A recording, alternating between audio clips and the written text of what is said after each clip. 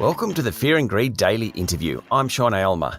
Putting fear and greed aside for a moment, one of the most exciting things happening in independent media in Australia is an online news channel that's emerged almost out of nowhere in just 2 years. Ticker streams news, business, tech and entertainment and is growing both audience and revenue. Ticker News is the creation of entrepreneur and journalist Ahron Young, a former Sky News anchor and bureau chief. Ahron, welcome to Fear and Greed. G'day, Sean. Great to be here. Thank you. Firstly, just explain Ticker. What is it? Where did it come from? Well, it came from the fact that I think a lot of people around my age, so I'm 38 years old, was finding that most of my news was actually coming from overseas news outlets, to be honest. I wasn't really interested in house fires in Brisbane, and the Today Show, etc., felt like it was starting to be made for people who live in the outer burbs, etc., and that was their bread and butter. But what about inner urban millennials who are professionals who are interested in Bitcoin or first home buying or those sorts of things? And I just realized that, well, there's a market, and it's not just in Australia, it's actually globally. And if we pull this off, we could kind of be the next generation CNN. And I've always just loved the story of Ted Turner in, the 1970s and 80s, setting up CNN, launching June 1, 1980, having absolutely no idea how long it was going to last for, losing $2 million a month. And I know that technology has changed so much and you don't have to lose money. You can actually, it's all on the up when you launch, and that's what it's been for us. Okay, so where do people access Ticker? Where can they and where do they? Anywhere. I see traditional television, satellites, it's all a barrier. You've got to have someone come to your house to set things up, right? But we all have a device in our phone, or I'm talking to you via a computer screen right now, or, Apple TV, or the many different things, Android TV, Google, your phone, anywhere that you get content. And I think that that's what the industry's changed. If you have a look at, in Australia, Channel 7 and 9, they're now on the same playing field as, say, Sky News. When I used to work at Sky News, we were stuck on Foxtel was the viewpoint, and now they've got this massive digital presence. And digital has democratized the entire industry, meaning that so long as you have a great brand full of energy and passion, you actually could have a chance to be able to be on the same playing field as everybody else without the billionaire owners. Okay, so where do you get all your content from? Well, we interview about 70 different people a day. So a lot of our content can come from them. We had Malcolm Turnbull on just the other day, the former PM. We have people from universities around the world talking about everything from climate change to Bitcoin. We also, of course, follow whatever's going on in the news around the world as well. We don't pick up the paper and just report what's in it. It's more about what our audience is interested in. So we follow Google Trends. We see what that's showing that our audience is actually searching for. So it's a mixture of good old-fashioned journalism meets follow the data.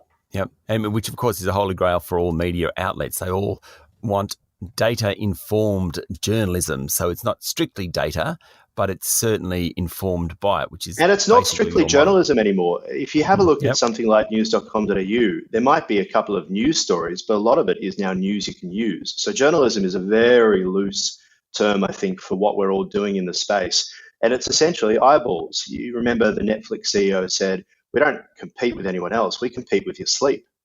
That's what we're against. So we're all basically fighting for eyeballs and trying to come up with the most interesting content to get your eyes to watch us. Okay, so what's your business model is a bit different though. That's what I find interesting because it's not based on advertising and it's not based on subscriptions only. No, and you will know, I think you departed in 2017 from Fairfax, you'll know that there was a giant kind of period where sales were going, what's going on here? And subscriptions were going, what's going on here? And journalism isn't going to work like that anymore. It can't be funded by the way it used to be funded. And it's great for the Washington Post to have Jeff Bezos come along and say, look, here's a blank check. You have a look at the New York Times and they've done wonderful numbers. And as soon as they were going after Trump, and as soon as he went, their numbers have collapsed for subscribers. So it's like what's good for journalism is shocking for humans. And what's great for journalists, and the other way around, right? So I realized very early on in the piece that we couldn't rely on subscription because it would take too long and we'd have to spend so much money on advertising. Look at, say, Stan, the amount of money that Fairfax and Nine spent advertising Stan when that first launched, billboards all over the place. We couldn't do that. There's no way. That's when you have to get your billionaire backers. And then on the other side, you've got advertising, and how long was it going to take for me to be able to deliver a big enough audience to give advertisers an ROI? And I didn't know any advertisers. I'm not from a background in sales. So the other thing that I worked out is that people want to tell their story, particularly business people. And as you mentioned in the intro, that's what we do. We focus on business and tech and inventions and people. And, Ticker's a creation of 1,000 million pieces of things that I've seen in my life. And one of them was a company called Sandwich Video, which is based in Silicon Valley. And it's the bespoke go-to place for startups to essentially create a 2-minute explainer, really well crafted like an Apple commercial. Now, I started thinking when I was at Sky, maybe I could go do something like that. But again, I don't know anything about that. What I do know is journalism. And I do know that interviewing people and then giving them their clip and making it look highly polished and highly produced is something that they want on their socials to get to their audience, to let them know what they're up to, because it's much better than sitting in your car with your camera phone talking about your idea of the day that no one watches. Or you could put it on our social, and therefore we could create a whole bunch of packages. So no one pays to come on Ticker News. As I say, 70 people a day we interview. We have no idea who's going to buy their clip or take out a package where we're going to do their socials for them and jazz it up and put it on our social media to get to their audience, etc., because that's what works and they love it. But each of those opportunities pays for our journalists. We've got a team of 15 journalists now, and we're rapidly expanding. We're moving offices.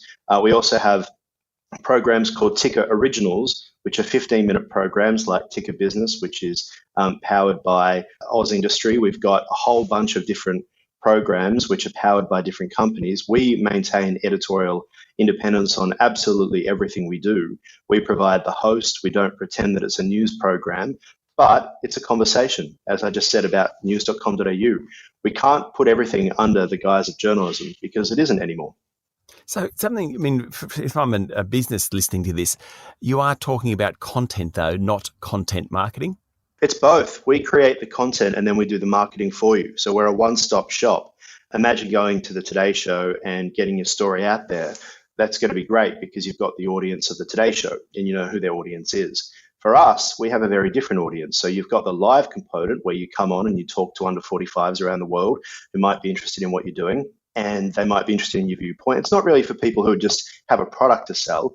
It might be that they work in LinkedIn marketing, for example, and they come on Ticker to talk about the latest trends. And then they want us to put that on our LinkedIn to show that they, have a bit of credibility about what they're doing. So it works that way as well. So a lot of it, what you're talking about is distribution, because one of the really hard things to actually produce something can be tricky, but it can be done, whether that's video, audio, or text. Yeah. Distribution, though, is often where companies fall down, I think. Yes. And you're fantastic, Sean, because you get it. I remember launching Ticker and to great fanfare. And after day one, I was like, well, that's all lovely, but what the hell is our distribution model? Yeah. And I remember calling an emergency meeting with the team involved and writing on top of the whiteboard in the co-working space we rented in Melbourne, distribution in big red capital letters, and we had to figure it out. And so we went to all of the old players, but it's traditional, it's an establishment. And when you're doing something new, there are book after book after book about people in our situation. Ted Turner was the same. When Ted Turner launched CNN, how's this? I was just listening to an audiobook about this the other day. There was only 1.5 million American homes connected to cable TV. Yeah. And he was sinking $20 million into the launch and losing $2 million a month. Yep. That's crazy for 1.5 million. We now have anyone who has a phone. So that comes down to our marketing. Now, part of the success as to what we do and part of the secret is that the people who essentially pay for our marketing aren't just paying for theirs, they're also paying for ours. That's how it works. So it continues to, we then get into their world, into their customers' algorithm, and therefore they learn about Ticker as well. And that's been how we've been able to grow so quickly. So it's essentially, while 7 and 9 and News Corp were all going to war against Google and Facebook, we looked at what Google and Facebook offered business as a business instead of as a journalism organization, hoping to God that they would keep funding our old model because we didn't really want to change. And therefore, we worked with them and figured out the algorithm and how it worked and how it could work for our business, and we've made it work.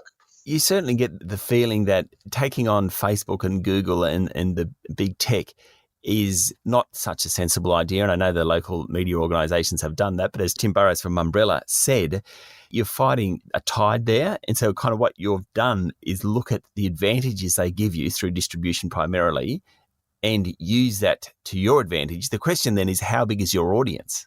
Well, the traditional way was, of course, to be like the dinosaurs, and they got whacked out by the asteroid, right?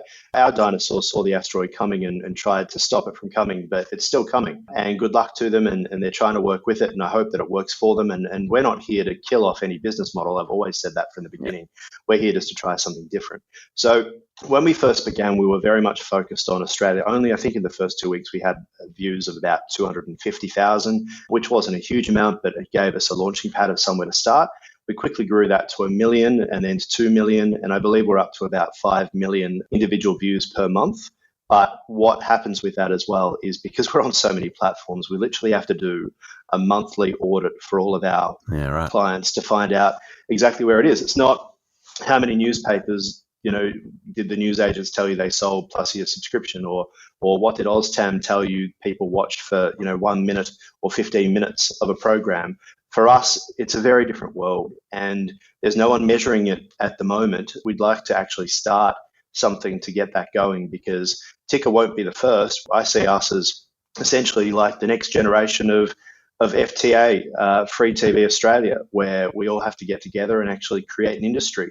And that's probably the next step for us. The world is becoming more fragmented. I'm not sure if that's necessarily a good thing, because then you end up with cowboys and it can spoil it for everyone. We believe in integrity, and while we are doing something new, we follow the rules that have been handed down to us. We are journalists. We certainly have a sales team. We certainly make sure that they don't put the two together. You should see the meetings that we have where I say, we're just not doing that, guys, and it's just how it is. Yep. And I love that. I love being able to stand up for a profession. Stay with me, Ahron. We'll be back in a minute.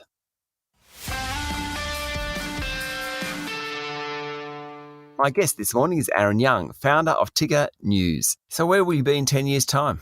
Ahron, you've done a pretty remarkable job. You've just moved into new premises, I believe, because of your expansion. Yeah, I'm actually sitting here, would you believe, in the former CEO of Holden Australia's office is where I'm sitting right now in Port Melbourne, Fisherman's Bend. It's got marble floors. I don't know how I've done it, but here we are. It's the best place I've ever worked. We actually had James Manning from Media Week come in a little while ago, and he said, Ahron, I've been to all the CEOs' offices at all the networks. This is better than anything they've got. So there's something kind of nice about that. Yeah, but it's about wheeling and dealing, right? It's about being that entrepreneurial spirit. It's about saying we are now part of the world. We're not just an Australian company. And I think that a lot of Australian companies are finding out that their markets, look at Afterpay.